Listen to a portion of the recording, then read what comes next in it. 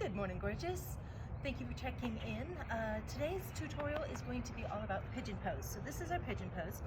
We're going to visit a couple different expressions. We've already visited chair pose on the couch, and we've done a standing pigeon, which is one of my favorite arm balancing poses.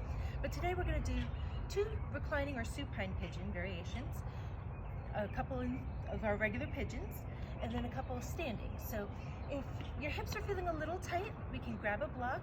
And if we're working on king pigeon, we want to grab a strap or a scarf. And we're going to visit king pigeon both here and standing. So we'll get those couple of items available to us, handy dandy, and we'll get started. So as I promised, we'll start reclining.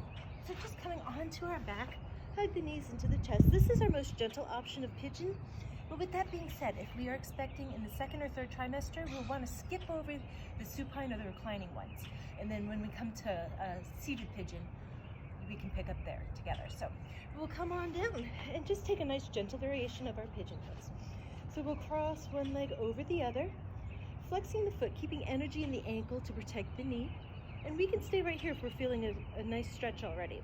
If we're comfortable, we'll take the hands, one between the legs, one on the outside of the leg, and just hug that knee in. Couple of breaths here. And then you just want to switch sides and hug it in.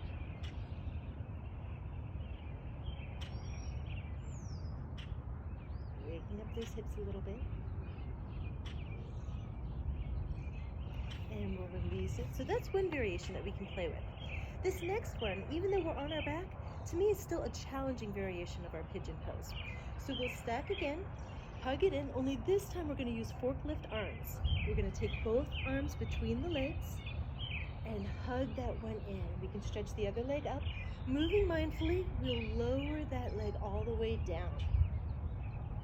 To me, this gets pretty rich pretty quick, so it can be intense. Under your body, and you'll switch sides.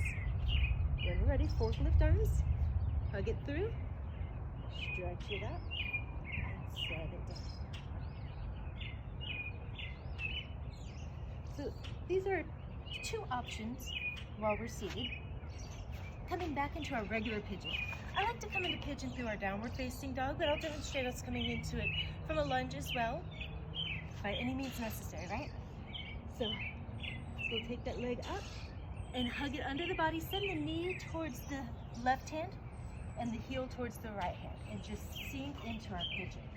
This is where we can use the block.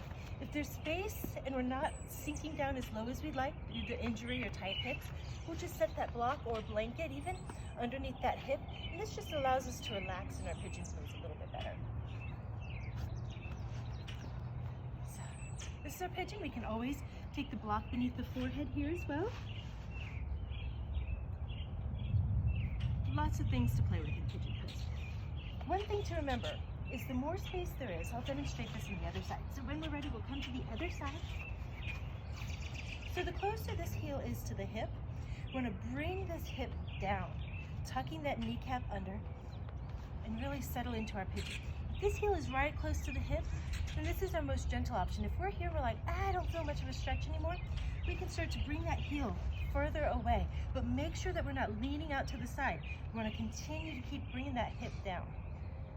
And then eventually, we'll get that shin parallel to the top edge of the mat and find a comfortable resting pigeon.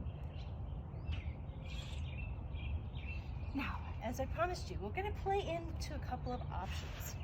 If we want to play with a little queen pigeon, make sure we're completely comfortable here. Check that lower back. Make sure there's nothing pinching in there. We always want to stay safe and stay happy. If that's the case, we'll bend the knee, reach back, thumb up, so we're hitchhiking, and take the big toe side of the foot. So this will be our expression of queen pigeon, our building into it. If we're comfortable, we'll work that foot into the crease of the elbow and wave like Miss America. Far from it, but I get there. I'll try. We can take a little expression here, little mudra. If we want to close the bind, we'll reach back and find our full expression of queen pigeon. So this is our queen. Here's my crown. Now, if we're comfortable here and we want to work into king pigeon, this is where we can use the strap or scarf, whatever we've got available. We'll just tuck it around that foot and start to work our way into our king pigeon. If we're comfortable without the scarf and we want to try it using the hand, the most challenging part of this is the rotation of the shoulder. So be mindful of that shoulder. You're going to take the palm up, reach back, take the thumb behind the baby toes. Then when we're ready, we'll gently start to rotate that shoulder and take that elbow up towards the ceiling. We can take it here, we can bring it back. So just find whatever works best for your body. So we'll do both sides just because we can. Trying to beat the elements here. This way you can also see queen pigeon from both sides. With the strap.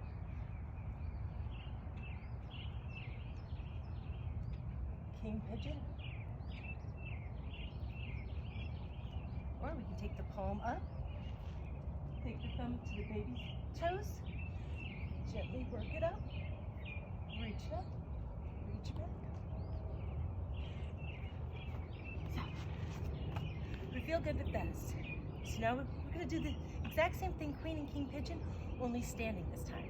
So when we're ready, we'll just come into our mountain pose, rooting through the feet, deep breath all the way up, take it down, and find our dancer. We're starting our dancer, then we'll work our way into that queen pigeon bind.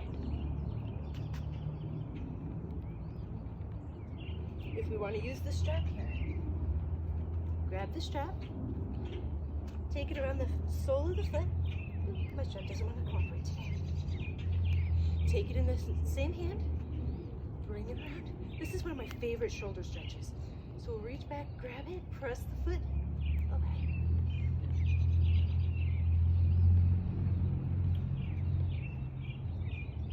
And there we have it.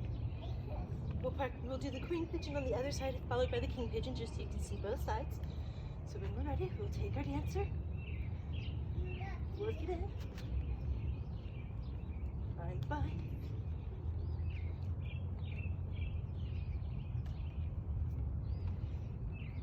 King pigeon. Take it into the same hand, work it up. And if we start to fall, let go of the strap. In the moment, it's hard to remember that.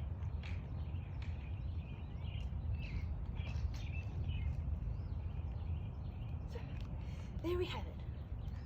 All the playful pigeons. So, I'm hoping maybe the next day or so, we'll be able to add in another yoga flow, and we'll throw in a couple of those pigeons into that vinyasa flow, their practice for that day. So, until next time, happy pigeon. And if you have any questions, shoot me a message, let me know, and I'll be happy to answer any questions that you've got.